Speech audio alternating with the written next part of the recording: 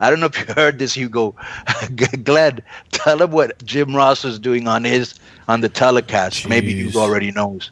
Did you? Yeah, I noticed. Okay, I didn't get to watch the show yet. All right, but Jim was kind of being critical of from what I understand, kind of like a lot of the psychology in the matches, like the way like some of the decisions the guys are making and stuff and everything, and people kind of caught wind that maybe he's kind of actually acting like an adult in the room, kind of where it's because here's the thing. When I watch the AEW guys, you got a lot of guys that have never done major network television before.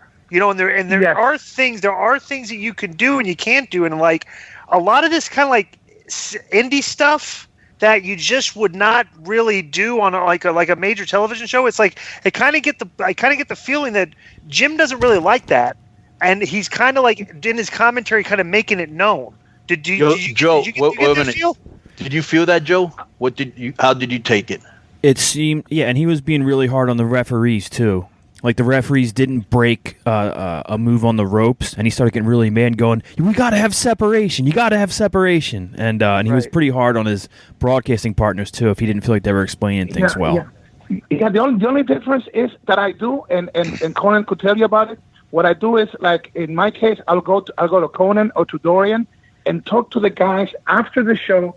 So there'll be a few steps where what you don't want to do is you don't want to say it while you're doing live TV, because two wrongs don't make one right. When I get a little frustrated, I go right in AAA.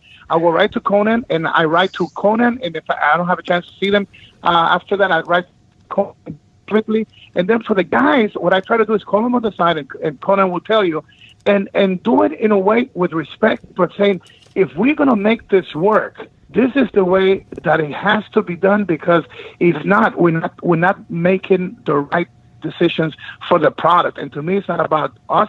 It's about how can we get this right so we could tell the story of these beautiful athletes in the ring, risking their lives, and we have the opportunity to tell their story. Also, Jim, it's not just now. Even from the WWE times and WWF, Jim will get upset and will say it. That's just. Yeah, well, go ahead. Yeah, what I'm saying is, this was just the second big pay-per-view, because I do not count the ones in between, Double or Nothing and All Out, and there is a lot of rooms for improvement. But I think for two big pay-per-views, I would not, if I was to do the Meltzer gimmick, given from 1 to 10, which I don't agree with, but if I could give him a qualification from the first one and this second one, I think they went up the scale, which is good, productive, what you want to do. But I believe that if they get it right, and I believe that they, especially Cody and the Young Bucks, I was on the production meeting on Friday, and after the production meeting was over, they stayed another 3 hours. Yeah, they stayed 3 more hours about what are the main things they need to improve. And Conan, we talked about this often. Passion goes beyond you just doing the creative work. I see you when we are there. It's 3:00 in the morning and you're still writing stuff. That is not something that your boss could tell you to do. That either you have it or you don't. And I think these kids, because they're still younger, obviously, than me and a lot of other people, Cody, Young Bucks, and also bringing the different psychology of somebody with strong style like Kenny Omega, and then you have somebody like Jericho coming into the picture, and a new guy in the wrestling business who loves the business, and now he's finding out that it's different between loving it and now learning the actual way to make this work, like he did with his NFL team and the soccer team, Tony Khan. So I think it's a learning process. But you could talk to any of them, from the owner to Cody to Young Bucks to Kenny, and I could say this with all honesty, just like I do with Conan when I work with him. They're open-minded, and they're not about personal egos. They just want to get the product right, and I think it's good. I think that's good for the business, because WWE was not really cutting it with creative lately, and I think the whole industry was suffering because of that. They are. Let me tell you a story. Because you've worked for Vince, so you've worked in how to produce big television stuff, everything, and but back when we worked in the late '90s, it was WWF, or WWE, WCW had two big companies, and you also had ECW, right? And you had a lot of guys working in WCW and WWE at the time. I went to a show backstage when SmackDown or one of the shows came here to Vegas about 5 years ago, and I brought some of my friends, some of the guys that work in their kids backstage, and meet some of the guys. And Jericho was there, right? And I hadn't seen Jericho in years, and they were having a meeting like out at the ring. So I was like sitting there waiting, and like the meeting was over, and I found this fascinating. So Jericho's like, "Yeah, we just had a meeting." I go, "What'd you guys have a meeting about?" He's like, "Well, we had to have a meeting to like tell the guys how they need to work the hard cameras." And I was like, really? I was like, wow, that's kind of like that's stuff that like we kind of learned like day one when you're on big TV, they'll find the red light, find the hard camera stuff.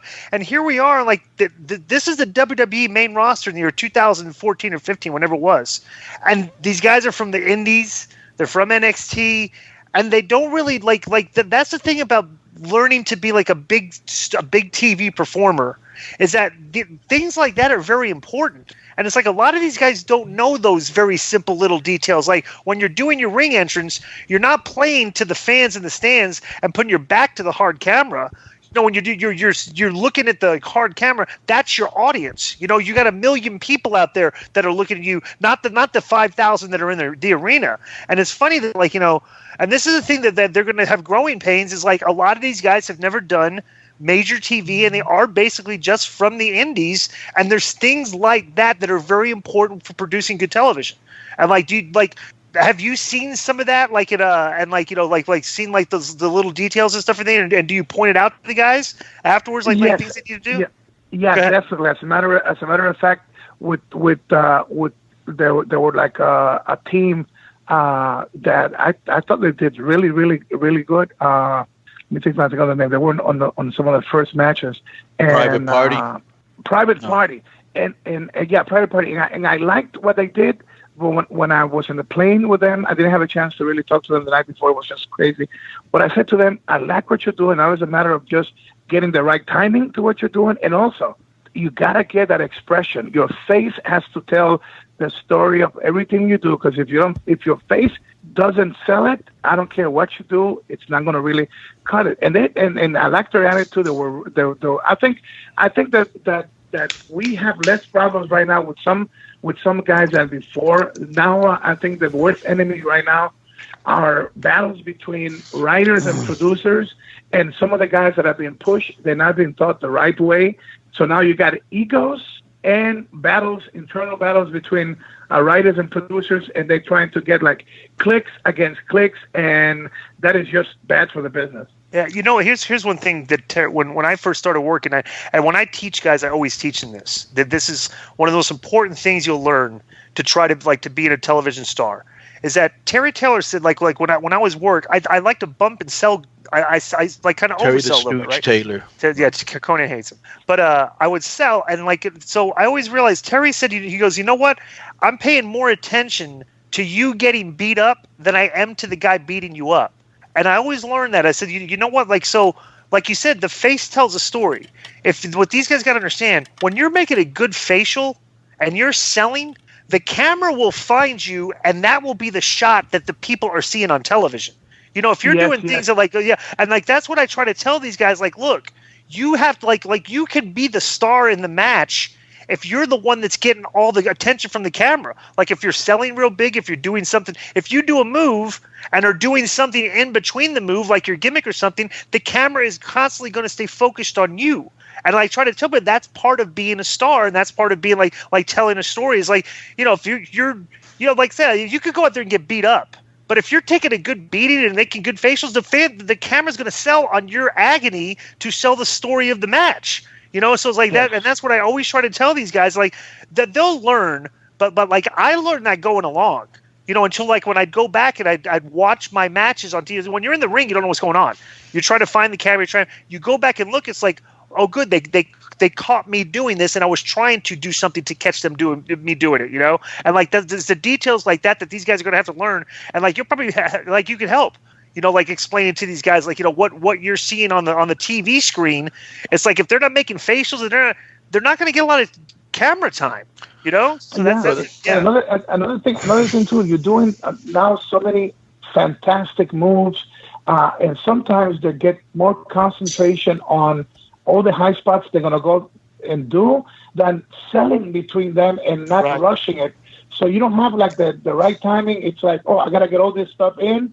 And there's no, sometimes the guy that gets, victimized by a powerful move gets up before the guy that it's applying that superplex or that crazy tope or whatever. And to me, it's like, where did that selling go?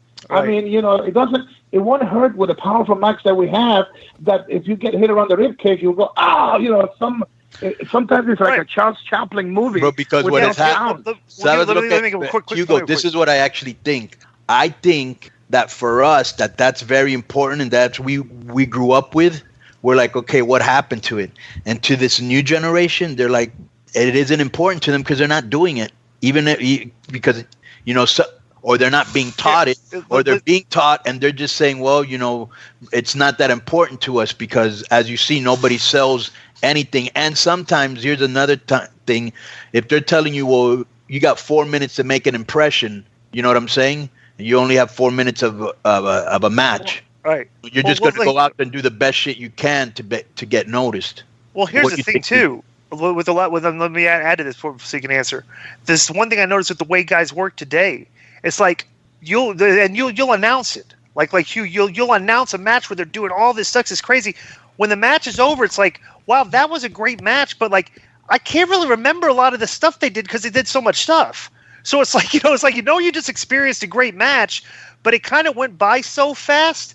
It's kind of erased from your memory, as opposed to like slowing it down and selling in the big spots and absorbing the spot that you had. It's like you're trying to remember what somebody did and they're doing the next thing and then they're doing the next thing. It's like, it's hard. It's hard to call, but like when it's over, it's like, it's hard to even talk about it because you try to remember what all the moves they did. Do you kind of get that feeling sometimes?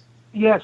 And I always believe that sometimes the lives that our stars are living right now, it's also a lot of pressure because, admitting it or not, it's also about, who hates them, who loves them on Facebook and Instagram. And if you're not careful, that crap will eat you up. And even though somebody like Conan or me or, let's say Cody or whoever in WWE would try to teach them right, they live so much on their own social media that has become like a judge of their talent. And sometimes people mean good by saying things. Well, a lot of times people are criticizing you that then don't know anything about the psychology of the game. And sometimes they're just haters, but you let that, control your next match because now, you look too weak. And the guys are saying that you look too weak, that you sold too much. And now it's like Facebook and Instagram are telling you what to do or what not to do. And I do believe that you got to check out and see what the majority of people say because, that's part of my business. But you cannot, as a performer, put your soul out there and just go by what everybody tells you on Facebook.